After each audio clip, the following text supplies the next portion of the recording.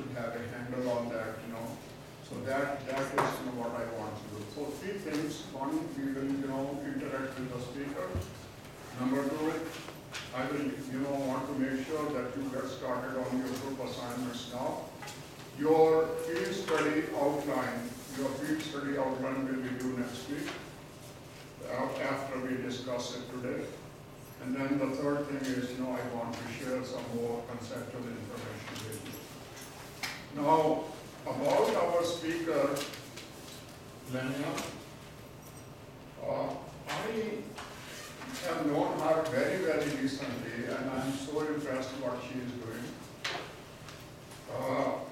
She is, helping with what is called, Gandhi Legacy Tour. Students from America, from other places, they go to India. It's a 2-week, basically 16 days, 17 days tour. And they go to the places, connected with Gandhi. And with Gandhi means, places which are connected with peace, tolerance, acceptance, or how to kind of rejuvenate your own life, through your own self-help. So many projects are there where people learn how to do work, and help themselves, be on their own footing. And, though that tour, shows you there. Plus you see India also. And they give you the option of going to Agra and seeing Taj Mahal, that is also here. But when I talked to Lynnea, I, came to know that she is a practicing Hindu also, Hindu tradition. We know a lot about, Christianity in America. We know a little bit about Buddhism here. But we don't know as much about somebody who is practicing either Jainism or Hinduism. So in my conversations with Lynnea, I asked her, if she would be willing, not start with Gandhi, but start with herself, and share with us, who she is, where she was born, where she got educated, what other her family background is, and then how she got interested in Hinduism, and what Hinduism practically means for her. So kind of a little bit of biographical sketch, I asked her to share with us. But then she will also let you know about the Gandhi Legacy Tour, and probably she's already sharing some written information on that with you guys. So feel free to ask questions, interrupt her anytime, if you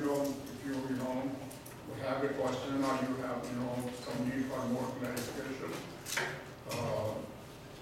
We will enjoy today's presentation by the speaker, and I'm sure you will enjoy it too. As before, you are going to write a reaction paper of what is presented in summary, your own reactions and applications. This is basically multicultural practice course, and multicultural means diversity. I think Hinduism would be something which is much further than what you could imagine a person would do. So let us have Lynnea, and Lynnea, please here. Thank you very much for coming.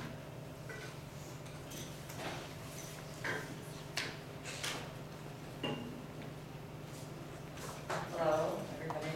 Thank you for having me, Dr. Sharma. And this is definitely unique because I don't normally talk about myself. I talk about work.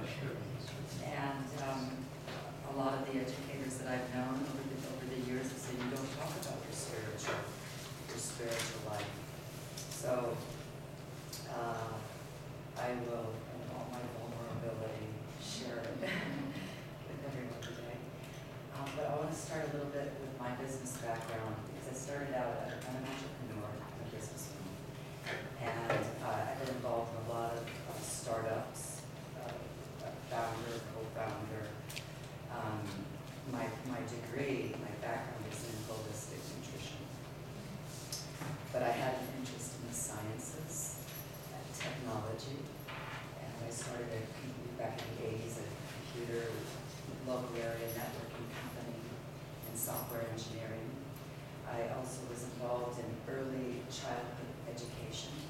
I had a daughter with a Persian man, and when she was young, we split up, and I wanted to be with her because I knew that those first 5 years were critical to early childhood development. So I started an in-home preschool. And it was structured, like, you know, the children had a lesson plan, and music, art was integrated, and Whole Foods. So, and then I got interested in the wireless communication industry. And that was in the 80s and in the 90s. And that's when no one knew what wireless was. And I started 2 nonprofit trade organizations in Washington, D.C. I became a federal registered lobbyist, began lobbying Congress and the Federal Communications Commissions for almost a decade. My lobby partner was Adrian Cronauer, the real-life character portrayed by Robin Williams in the movie Good Morning Vietnam.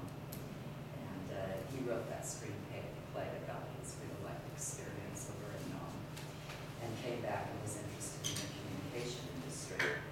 So we were like the Ross Perot populace in retaliation to the big boys.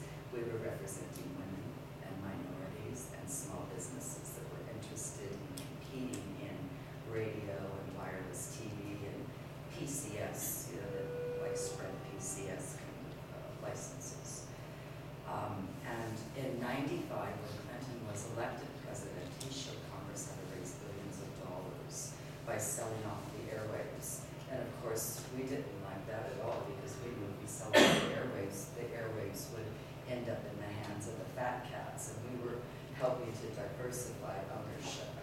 And so we filed what was called an ex parte with the FCC, which had never been done in history. We stopped the auction process. The auctions in Clinton's very first bill as president passed, where he showed Congress how to raise, you know, the billions. And we stopped the auction process. We went back to Congress and said, if you're going to do this, you should set aside spectrum for the little guy and create some kind of tax incentive program and finance the license holders. So they listened to us. We helped shape the rules. It was about a 90-day process. And then the FCC announced its very first U.S. airwave auction. And the auction was developed based on the game theory work of John Nash, the movie. I don't know if you saw it. You saw the movie Beautiful Mind. And that was about his game theory, and the FCC used his game theory techniques to develop the very first U.S. airwave auction ever held over the internet. And it was for the top 99 PCS licenses in America. They auctioned off 99 markets. It was a big boy game. Sprint, Bell Atlantic, 9X, Cox, all the big boys. They created consortiums to compete against this market share. And it was a 90-day process. At the end of the day, there were 18 winning companies that collectively bid up $7.7 billion, and my woman-owned company was one of those 17 winners, alongside all the biggest communication companies in the world. And we won our license in American Samoa, where we had already built a wireless cable television system. And the reason we went after that is because we were interested to build a telephone licensing company there. And the big boys weren't interested in the bigger markets. They were interested in, the smaller markets. They were going for the big markets, not looking at the smaller markets. So I went into the big boy auction, got the smaller market. So that kind of opened up my world, my business world, and the connections and relationships. It opened everything up. And right during that time, I heard about this particular teacher who was a Hindu guru. And I had been raised a Christian. I was a very strong Christian. I practiced non-denominational Christianity. I was raised a Baptist, a Southern Baptist. And I was the kind of Christian that I studied the Bible. I didn't just read it for a church and, have a social day. I loved God, and I wanted to find God, and I wanted to serve Him. That's what I wanted to do. And one of the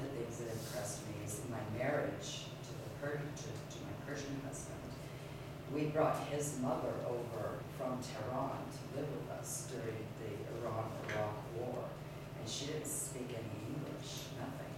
And I wanted to know her. I wanted to know her more than just here's a banana, here's the bathroom. She was a woman that had lived through a lot of history. I wanted to know what made her tick, how she thought. So I learned to speak Farsi. I can actually speak the language. And I watched her practice. She's Muslim. I'm a Christian. She's a Muslim. And I watched her devotion to her God as she knew it. And, I'm computing everything that I think I know about what I know about religion. And I started having questions. How can someone who loves God like that be condemned to a path of hell because they don't understand certain things dharmically that the Christians have taught? And I started asking her what she knew about the gospel of Jesus Christ, and I shared it with her. Oops, that's me out. And so, yeah, that got me questioning quite a bit. And I veered away from my Christian traditions, and I started reading a lot of information. And I had heard about this guru in 1990. But from 1990 to 1997, I argued because he was a false prophet, people bowed to him, how it was so just different. I didn't understand it. And in 1997, this was right after I had won my license, I got invited to sit with his teacher. And I had been around other Hindu gurus. I'd been around, I'd met the president, I'd met the head of the Federal Reserve, I'd met many senators and Congress people, and there's something very unique about these people in positions of power. They have this tremendous charisma. They have light shining through their eyes. You meet them one time and meet them 10 years later, they'll know your name. They will. It's just like, wow. And same thing with the spiritual leaders. They have this unique presence to them. And so I knew what that was. And so anyway, this teacher, he tried to read one of his books, and he's declaring himself as God. That's crazy. So I was invited up to see him. He had been in seclusion for a really long time. And I was invited up as a public person to see him. And when I first went in there, the devotees around him, they put this eternal vow on me, and they said, and I'm a businessman, I read my contracts. They said, you want to see this guru, you have to sign this vow. I read the contract, I read the vow. You want me to sign my eternal soul away? And I'm like, can't I have a clause in here where it says like 555 million years and eternity is forever? I'm not doing this. I'm going, yeah, I was willing to go. I said, oh, well, there's this little loophole. You can come and see the teacher, or you can come see the. So I went in, and I walked into the room and I communed. I communed with the divine. And what is that? I didn't even know what it was. I hadn't read anything Hindu. I didn't know what it meant to be. I didn't know any of the Hindu terms. They had all kinds of Hindu terms. And I was doing everything wrong, too. How do you behave in the presence of the spiritual adept? I was turning my back on him. I had no feet to him. I wasn't doing any of the right techniques, But I was responding to this energy. It was this divine, beautiful force that was moving beyond my thinking mind, my feeling body, my emotion, and my breath into this light. It was this profound sense of peace. So that was like, oh, that's interesting, but I still didn't become a devotee. I would have saw him several other times, and over time I ended up becoming this devotee. And I practiced with him for 13 years up until this passing, which I'm very grateful that I had the chance to do. And there's a serious practice that goes along with being a Hindu. You get in the morning, you do your meditation. meditations, and you do your Dharmic readings, and you,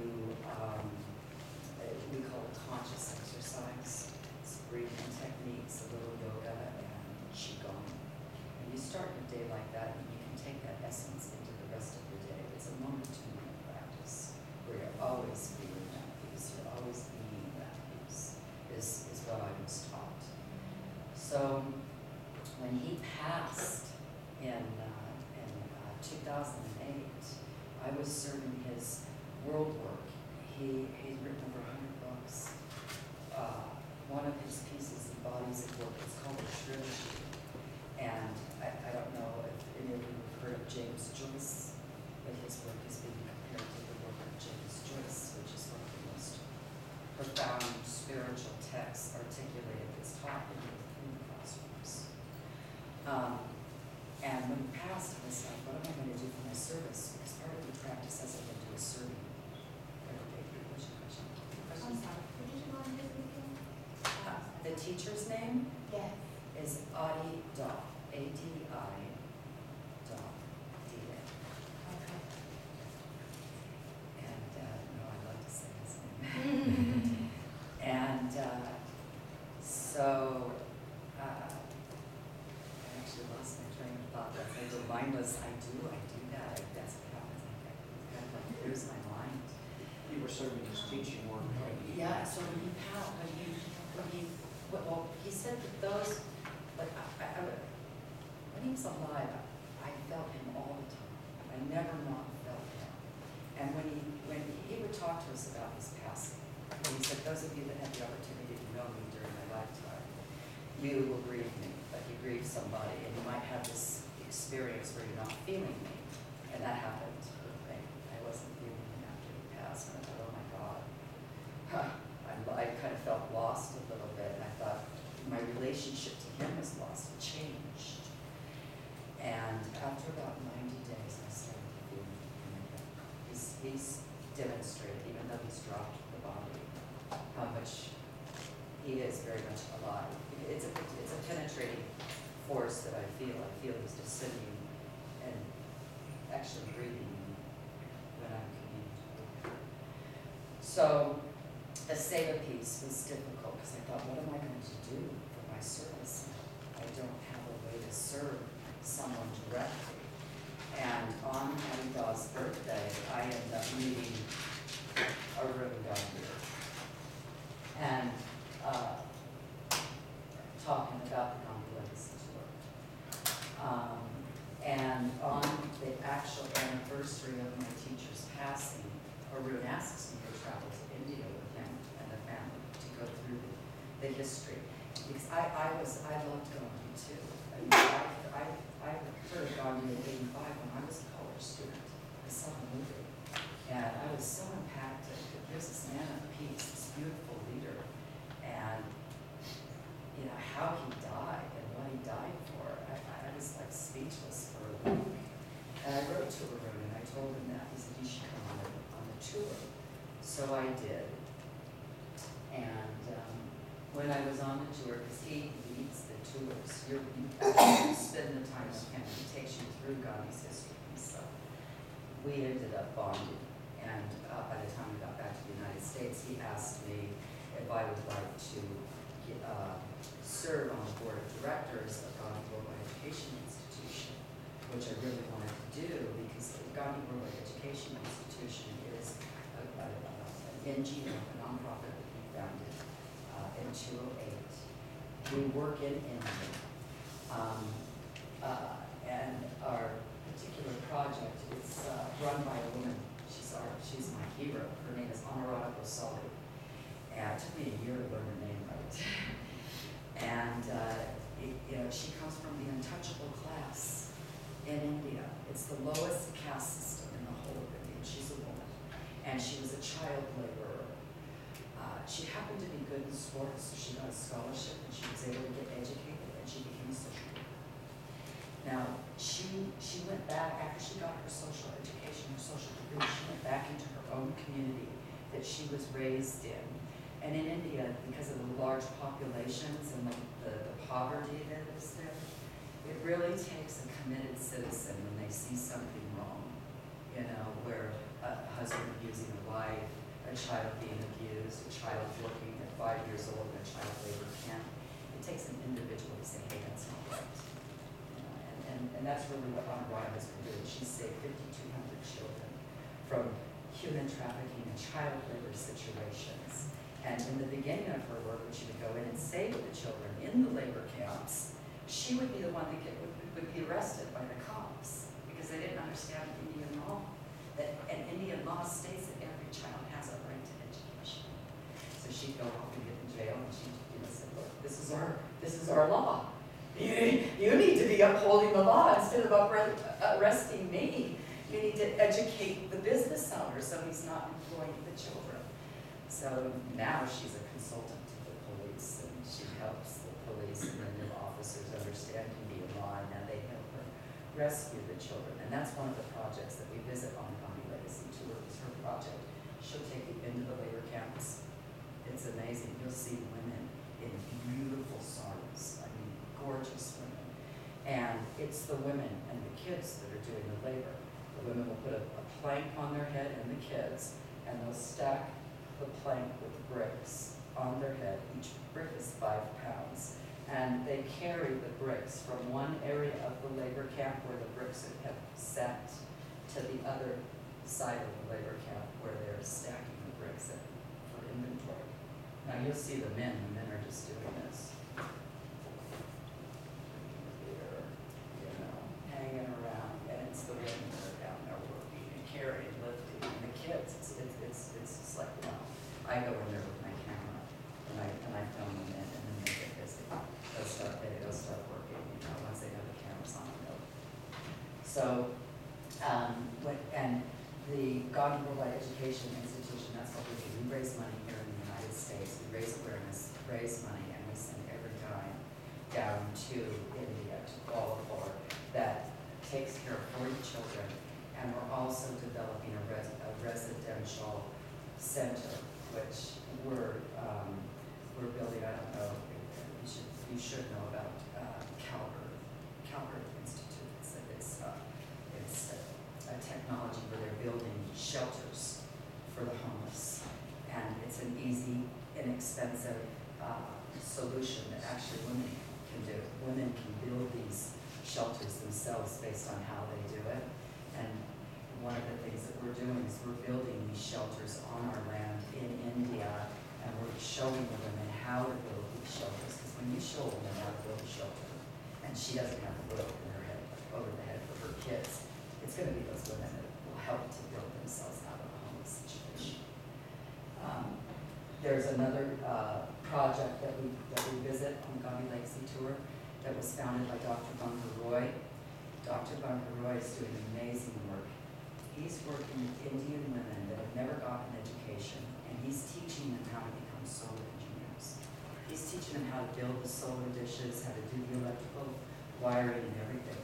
How can you teach women in India that don't know how to read and write to become solar engineers?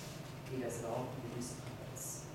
So you've got the women building shelters. We're also using the technology of Dr. Vandana Shiva, who's an Indian physicist, who's our major leading activist in the world going up against Monsanto in the good fight against the GMOs.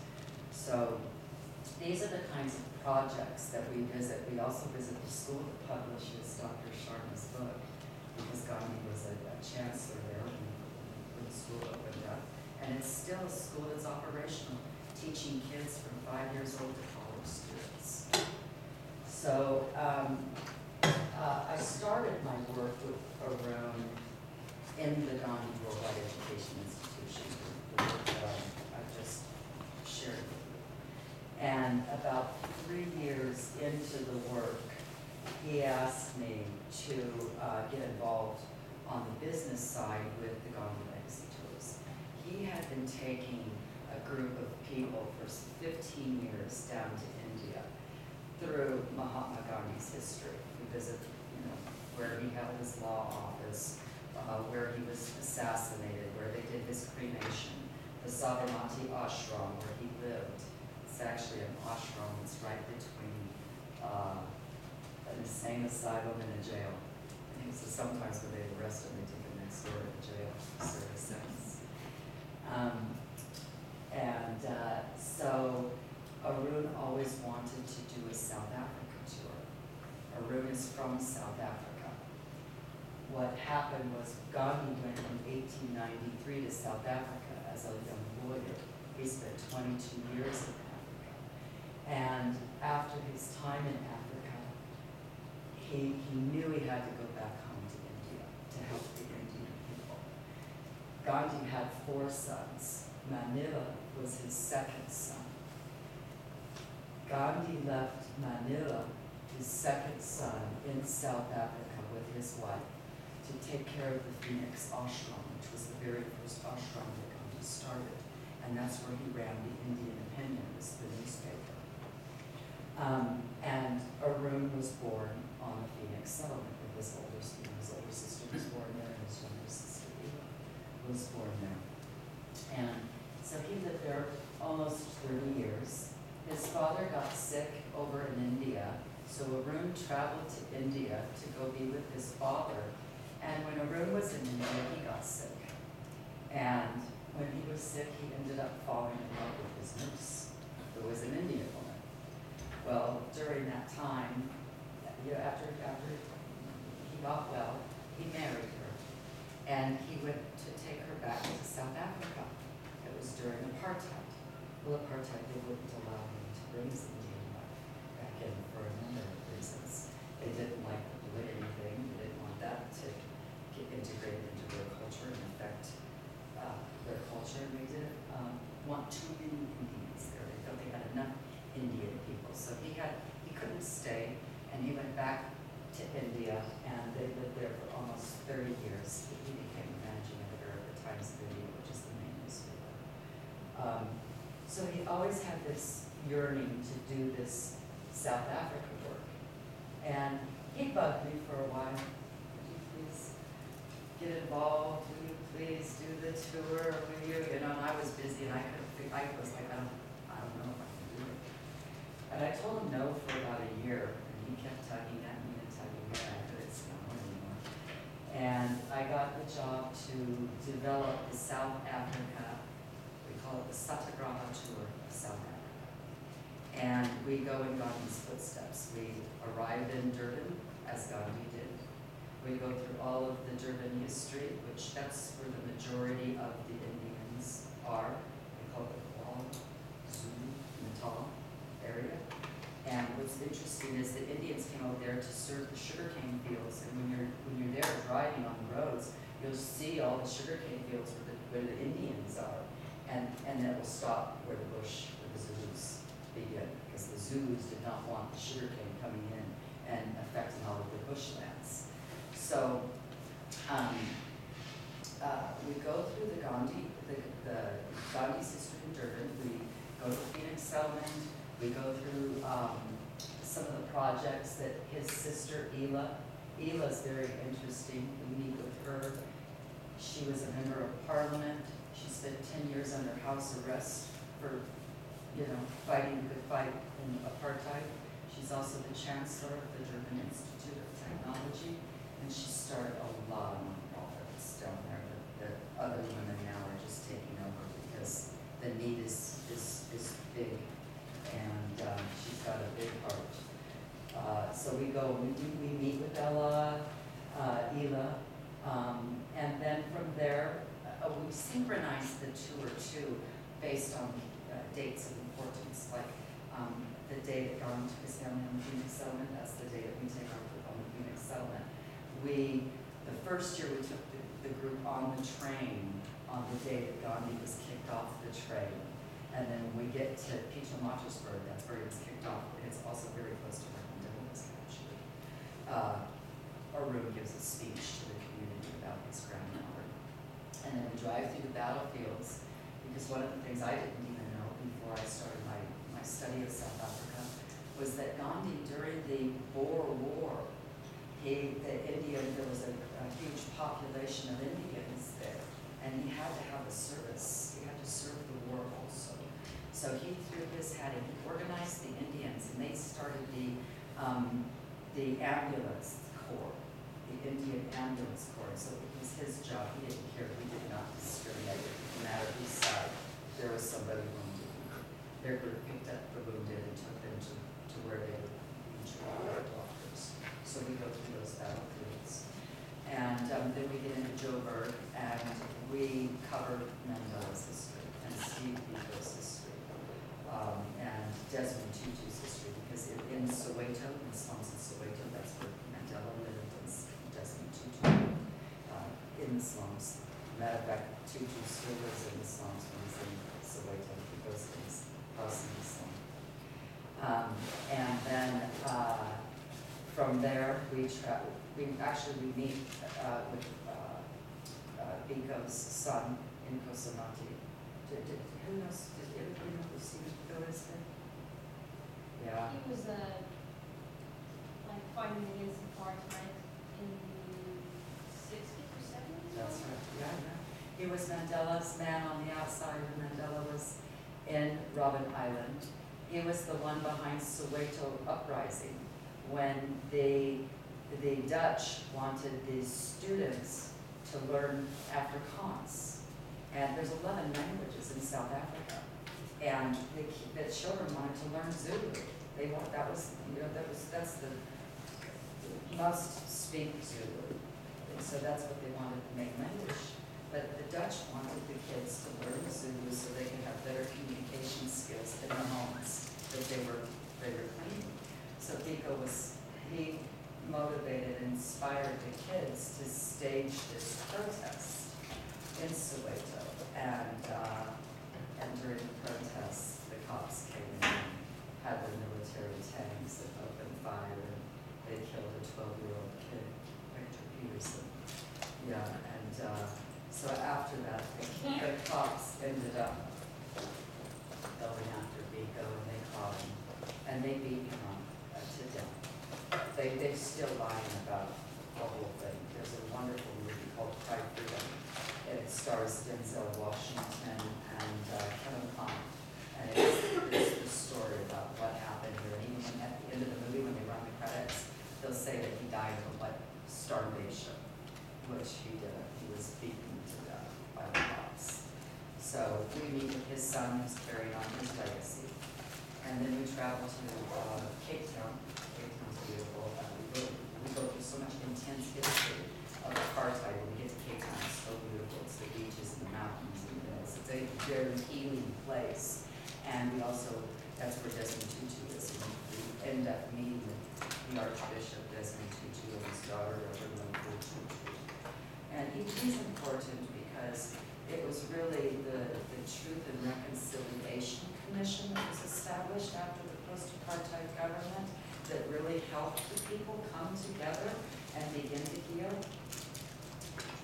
The South Africa tour is a very interesting model of healing, because they went through such a struggle. And now, and they have to face the people. Like, you'll hear stories. I'll tell you a couple stories. One is about this professor at the German Institute of Technology. And he started the International Center of Nonviolence. And we met with him on our first tour down there. And he said that during apartheid, he was a school teacher. And in his contract, he had to beat the black child if the child showed up late to school. Didn't matter if the bus was late, no excuses mattered. You're late, you're beaten.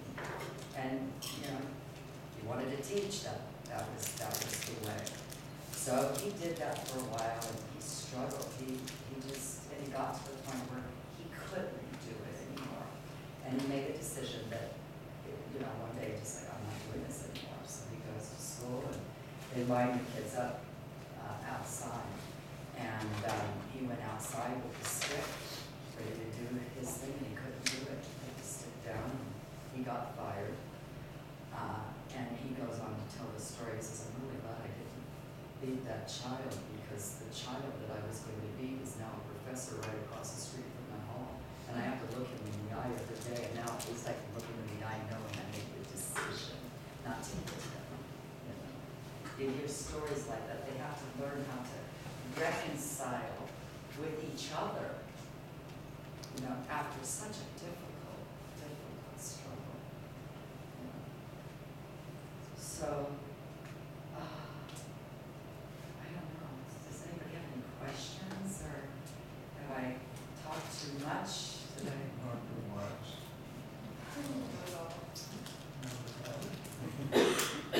Any questions, please, or any curiosity, or anything we can elaborate for you?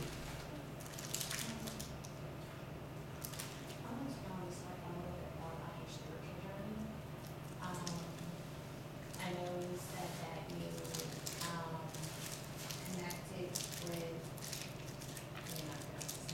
and there upon him passing away, you went on a more significant journey. But I want to know more about just your personal business and how practicing the Hinduism kind of helps you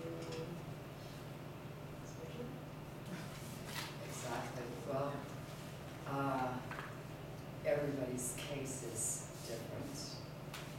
And for me, I walked in the room and communed without doing a single practice. Adida would say that it happens, and it happens by grace alone. The practices are important, they're tools. Every religion has them. But they're tools to connect you to the divine. One of the things that he would tell us is whatever you put your attention on, you become. So one of the things that we do, and I do, is I put his image everywhere. So no matter where I'm turning, I see him. And it's not like, you know, the thing that I had to overcome, because I was like, how can a person declare themselves as God like that? And it's not like he, the man, the ego, is God. It wasn't like that at all. He was a realizer. He was a living, realized being. He was able to transcend his ego, and divine was living him. He was a radiating, transmitting force of energy, divine energy. Everyone had a different response to that force, that field of energy.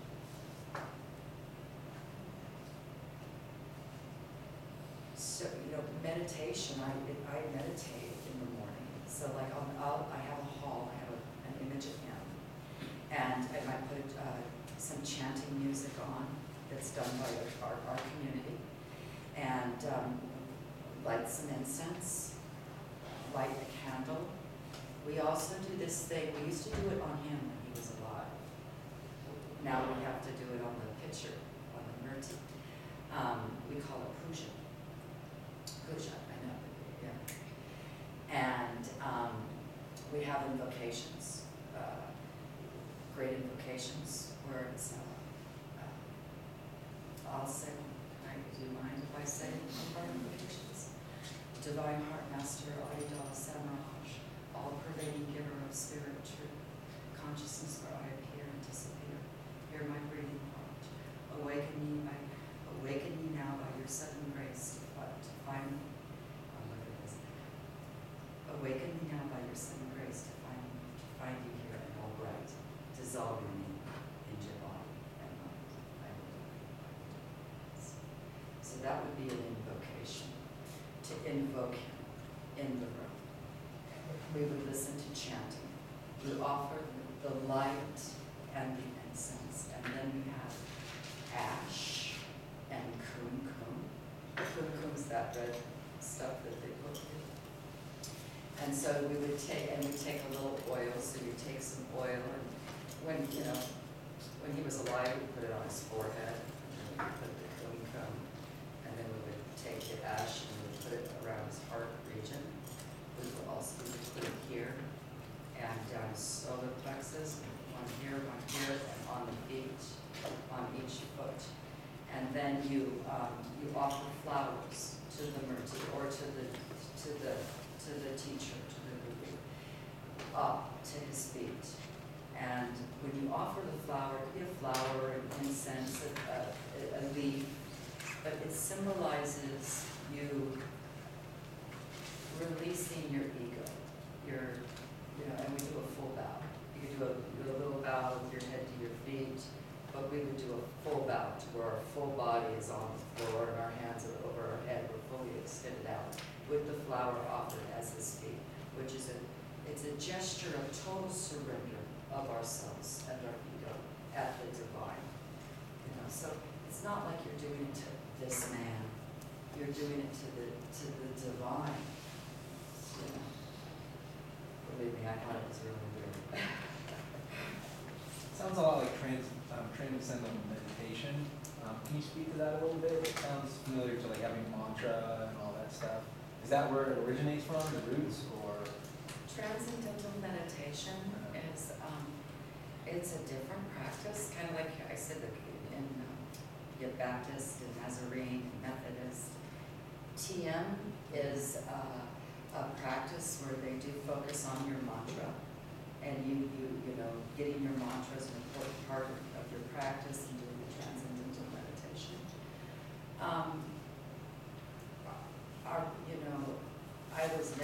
I never practiced with Maharishi. I do have friends that did practice with Maharishi, and Maharishi is the one that came up with the technique of transcendental meditation. But there is no technique. It's just, for me, because I'm a devotional bhakti, I'm a feeling, which a lot of the ladies are. We're really feeling it in our heart, So it's like in that open-heartedness and that opening, I was able to receive that divine. A lot of the guys, especially the engineers, the really genius intellectuals, they don't understand what I'm talking about. They read about it, and they listen to the stories about it, but they don't understand it because they're responding in a different way that's equally as important to right and correct as well. There's something that he's written that's just mind-blowing to them, that moves them to that place of consciousness and stuff.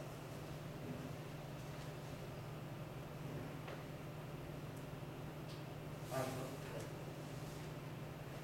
I can find another one like that. I hope that, that we all have the ability to practice to that degree that he practiced with. Basically he said we are all enlightened, everybody. But what happens is as we grow and we get into our thinking mind, the thinking mind gives us this illusion that we, of contraction and that we're separate from this all-pervading, expansive place. But we're really always that. It's our mind that does this.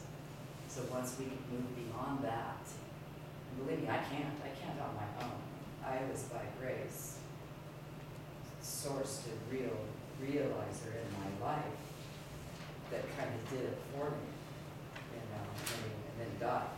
And then now it's up to us to practice.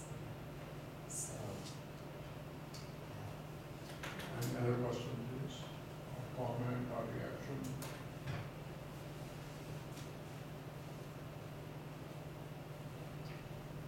Alright, so just to get a little bit, because I'm a little confused about it, but, so everyone who's Hindu, do they follow a guru? Is that how? I don't. Well, in Hinduism, there's a lot of different gurus. You've got Ganesh and Rama, Vivekananda, and Nityananda. There's a lot. Everybody has a different guru, and they don't discriminate. They honor each other's gurus. Yeah. Like when I was in India and I would meet people, I'd always, who's your guru? And normally they might have it on their car, on their little dashboard. They'll have a picture of who their guru is. Or you go in, we go into the slums on the tours. Our tours are not your ordinary go to India. We're going to take you into the slums. Well, the women in the slums, they are so proud. They want you to come into their house. They want to show you it's mud on the floor. It might be a tarp on the side, you know, they're living in conditions, they don't have running water, they don't have, you know, but they're very, come into my house, and you come in and they all have an altar. Every single one of them have an altar in their home. And on their altar, they'll have who their God is. You know? Yeah. It's pretty amazing. Yeah.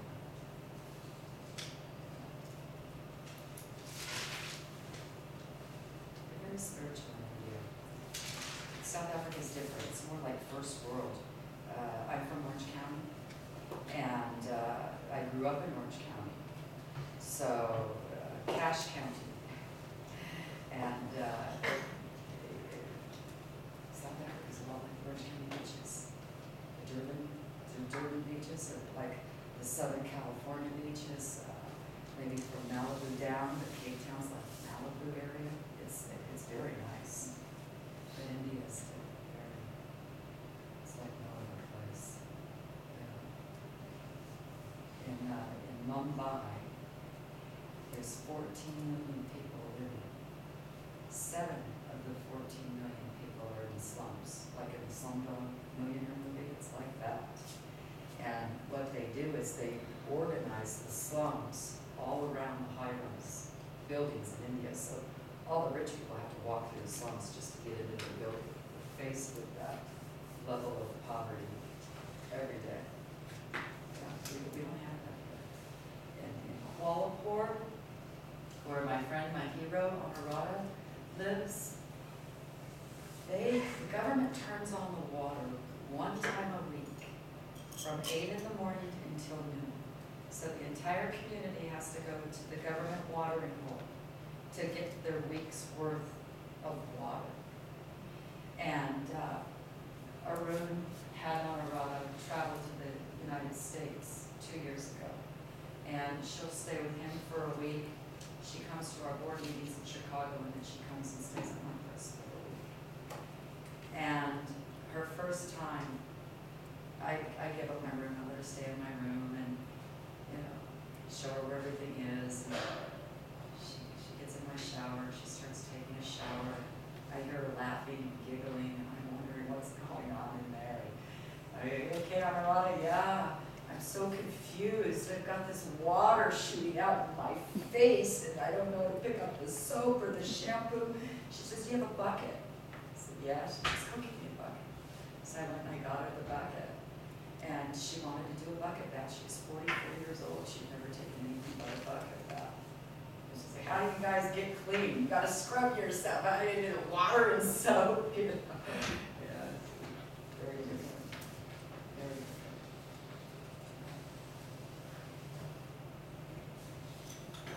Thank you very much.